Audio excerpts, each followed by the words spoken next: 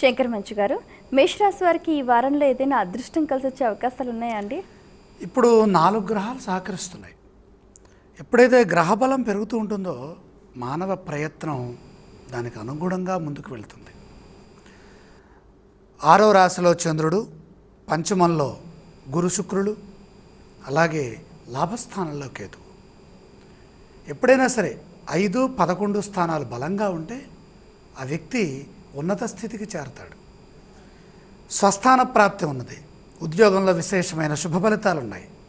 శ్రద్ధతో పనిచేసి పెద్దల అనుగ్రహానికి పాత్రులవుతారు. కారణం పంచమస్థ గురు శుక్ర యోగాలు.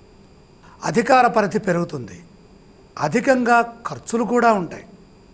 అంటే ఆలోచనా స్థానంలో గ్రహాలు ఉన్నప్పుడు అనేక రకాలుగా మనకి ఖర్చులు కూడా ఎదురవుతాయి. మొహమాటంతో సమస్యలు వస్తాయి. సహాయ గుణం పెరుగుతుంది. దైవ చింతనతో ఒత్తిడిని జయించాలి. లాభస్థానంలో కేతుగ్రహ సంచారం జరుగుతుంది కాబట్టి దైవబలం విశేషంగా ఉంటుంది కనుక ఆ దైవబలాన్ని వినియోగిస్తూ మనం మంచి పనులు చేసుకోవాలి. గృహలాభం, వాహన సౌఖ్యం ఇలాంటివి మన అర్హతలు అవకాశాలను బట్టి సిద్ధిస్తాయి. శుభవార్త ఆనందాన్ని ఇస్తుంది. మొత్తం మీద ప్రశాంతంగా గడుస్తుంది. ఆరోగ్యంపై శ్రద్ధ వహించడం చాలా మంచిది. కారణం ఏంటి? ఈ చెప్పుకున్నటువంటి 4 గ్రహాల్లో సూర్య భగవానుడు లేడు కాబట్టి 4వ రాశిలో కర్కాటకంలో ఉన్నాడు కనుక కొంచెం ఆరోగ్య పరిరక్షణ అవసరమవుతుంది. మేషరాశి వారు పఠించవలసిన స్తోత్రాలు ఏవండి? ఆదిత్య స్తుతి చాలా వరకు శుభాన్ని ఇస్తుంది. ఆలయ సందర్శన క్రమంలో ఏ దేవీ దేవతలను దర్శించాలంటారు? సూర్య భగవానుడి యొక్క సందర్శనం వల్ల సమస్త పాపాలు దూరం అవుతాయి. ఈ రాశి వారు చేయవలసిన దానాలు ఏవండి? ప్రధానంగా 5 గ్రహాల దోషంలో ఉన్నాయి.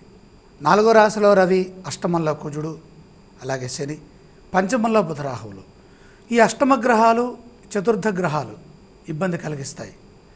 కాబట్టి రవికి గోధుమలు, అలాగే అష్టమంలో ఉన్నటువంటి కుజశనులకి కందులు, అలాగే నువ్వులు ఇవి దానం చేస్తే మంచిది.